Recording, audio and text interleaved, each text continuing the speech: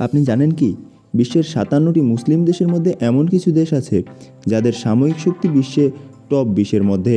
কার আছে পারমাণবিক অস্ত্র, কার আছে সবচেয়ে অত্যাধুনিক ফাইটার জেট, আর কার সেনাবাহিনী সব থেকে বড়। আজ জানবো মুসলিম বিশ্বের সবচেয়ে শক্তিশালী সামরিক সক্ষমতা সম্পর্কে। তারা কেন কোনো মুসলিম দেশে সমস্যা হলে নিশ্চুপ থাকে, কেনই বা ফিলিস্তিনের পক্ষে কোনো জোরালো ভূমিকা নিচ্ছে না। আপনি জানেন কি? জানলে কমেন্টে জানাতে ভুলবেন না। Number 6, Indonesia. জনবল ও জনসমুদ্র শক্তি। বিশ্বের বৃহত্তর মুসলিম জনসংখ্যার দেশ ইন্দোনেশিয়া।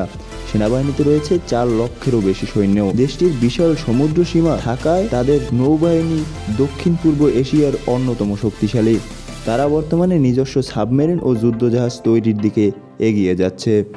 আমাদের চ্যানেলে প্রথমেই দেখেন, এখন আমাদের চ্যানেলটি সাবস্ক্রাইব করে পাশে দেখা বেল আইকনটি ক্লিক করুন সকল ভিডিও সবার আগে পেতে।